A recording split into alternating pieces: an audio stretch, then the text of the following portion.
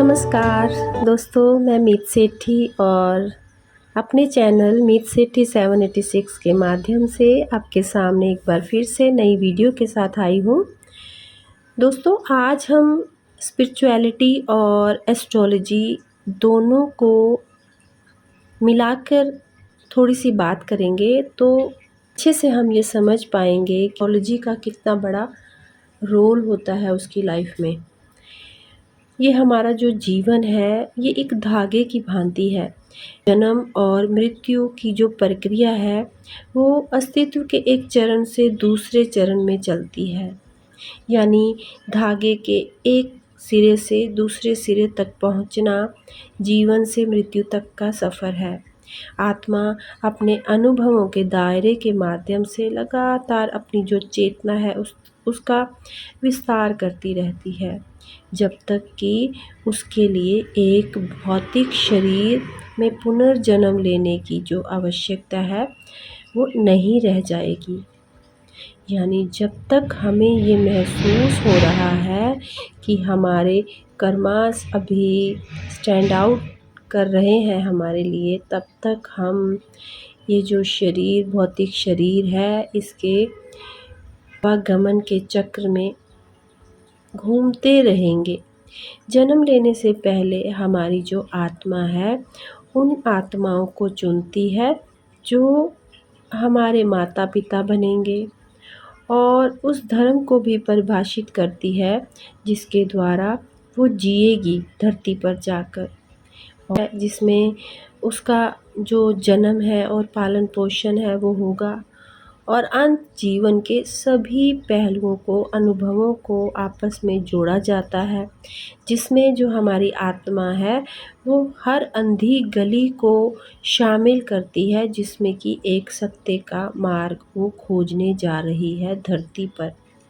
जैसे जैसे जीवन में उसके कदम हल्के होने लगते हैं वैसे वैसे ही उसका कर्म का भार भी हल्का होता जाता है। मनुष्य लगातार अपने घर की तलाश कर रहा है। ये एक अनंत सफ़र की यात्रा है जो ना जाने कब शुरू हुई है और इसको अभी कितनी दूर तक जाना है इस यात्रा को। और वो जो आत्मा है वो उस रास्ते पर अपने पैर जमाने के लिए आश्वासन से अपनी जो खुशी की स्थिति को परिभाषित करती रहती है।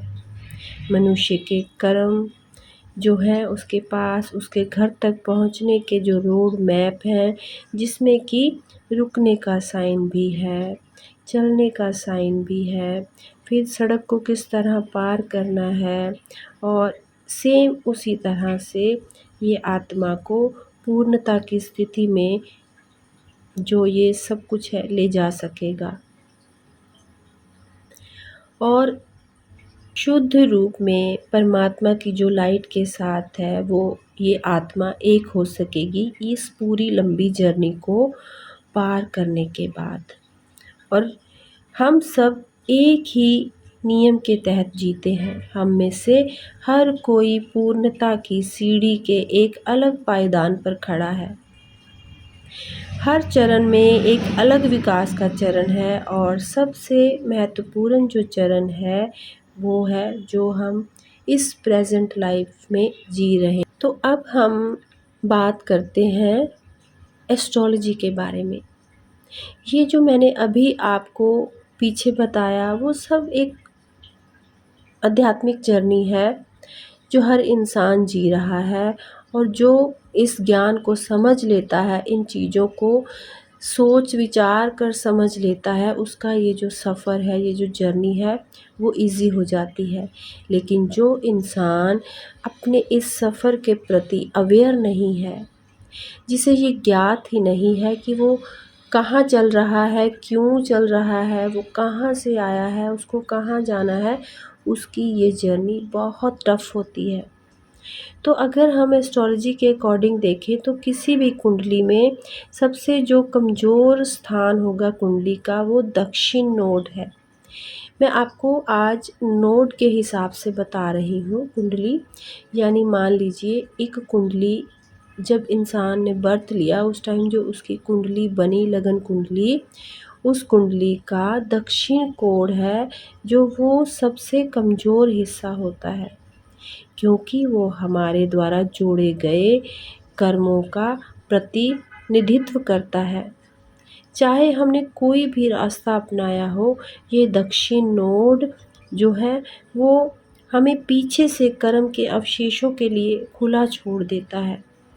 कि मान लीजिए आपने अपनी लाइफ में कोई गलती की है और आपने अब आगे बढ़ना शुरू कर दिया, लेकिन वो जो गलती थी वो जिस वजह से हुई थी, जिस कारण से आपने गलती की थी, या उसका जो भी कोई रूप था जो आपकी लाइफ में एकदम से आया था और वो आपसे हो गया था, वो जहाँ पर वो छूटा है उसको आपने क्लीन करने की कोशिश नहीं की है।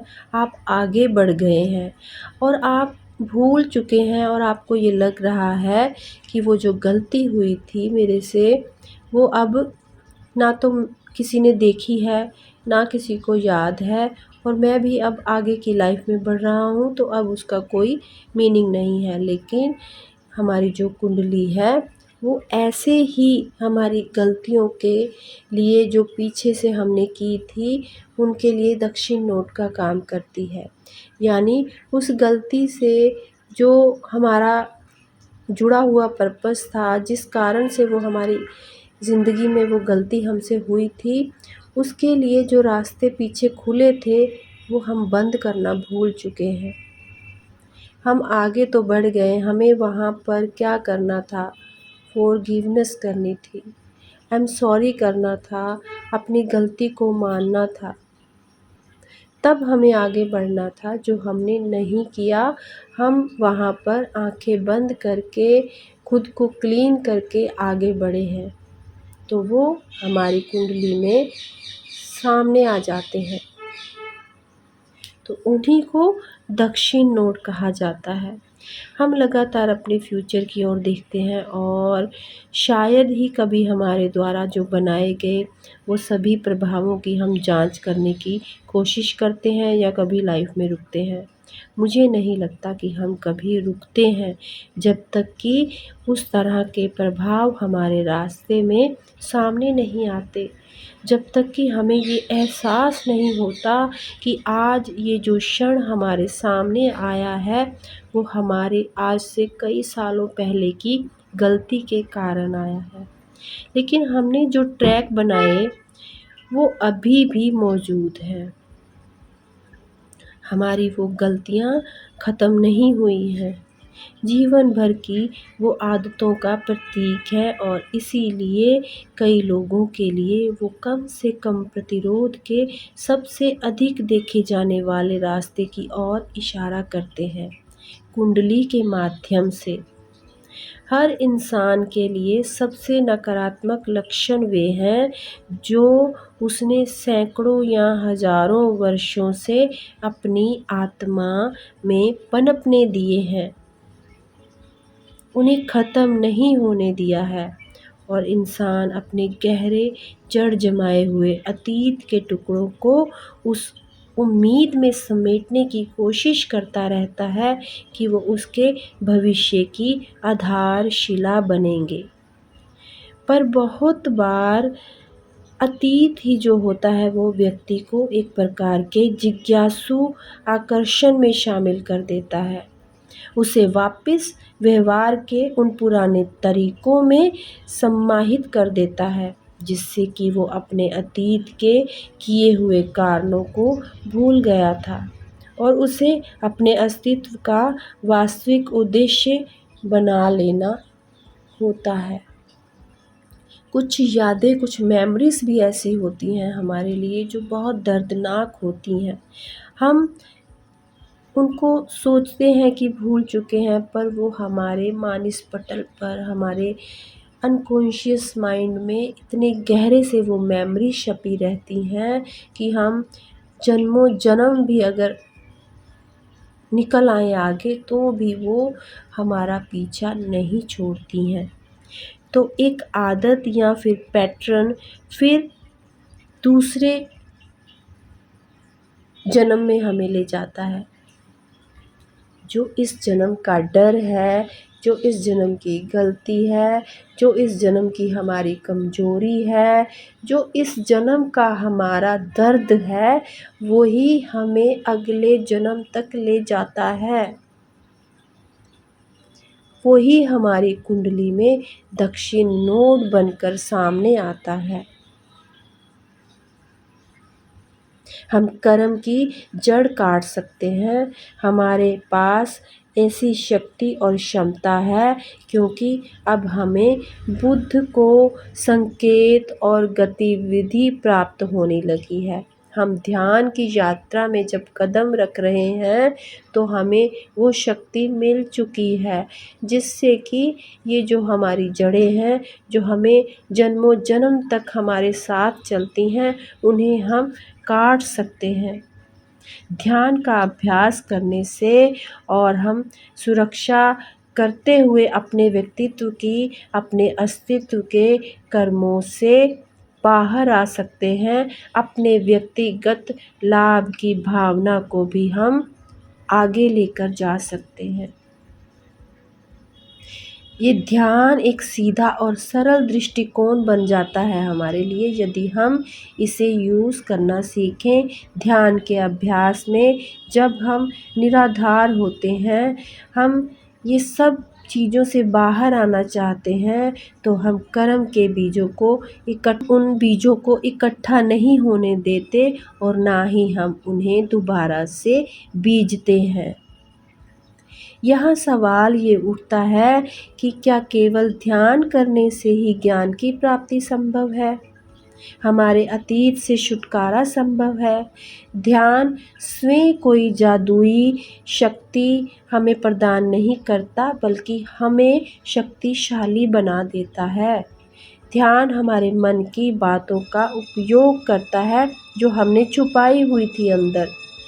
ध्यान उन्हें निकाल कर हमारे सामने ले आता है और उन्हें क्लीन करने में, उन ब्लॉकेजेस को हटाने में हमारी हेल्प करता है। और ये हमारे मन की भावनाओं, अवस्थाओं, हमारे अस्तित्व की अवस्थाओं में नई चीज़ें नहीं लाता, बल्कि उनको पीछे से क्लीन करते हुए हमें आगे बढ़ने की ओर ले जाता है। और एक बिंदु पर हम इस तरह से उन चीज़ों से बाहर निकलने लगते हैं कि हमारी ये जो जर्नी है, जो सैकड़ों, हज़ारों, करोड़ों वर्षों से चली आ रही है, वो धीरे धीरे छोटी होती चली जाती है, क्योंकि हम पीछे से अपने उस दक्षिण नोड को, जो खुला हुआ था, साफ करते हुए आगे बढ़ना शुरू करते हैं।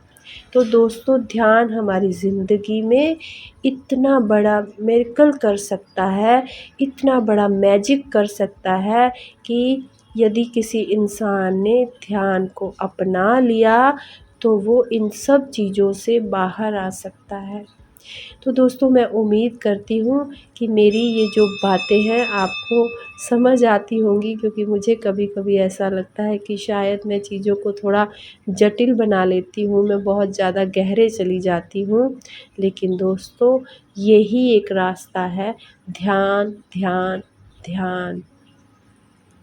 तो इसी के साथ मैं अपनी वाणी को विराम देती हूँ, और जब तक मैं अपनी नेक्स्ट वीडियो लेकर आती हूँ, आप सब ध्यान में रहें, आनंद में रहें, अपनों में रहें, अपनों के साथ रहें, खुश रहें, खुशहाल रहें। मिलती हूँ जल्दी ही। धन्यवाद।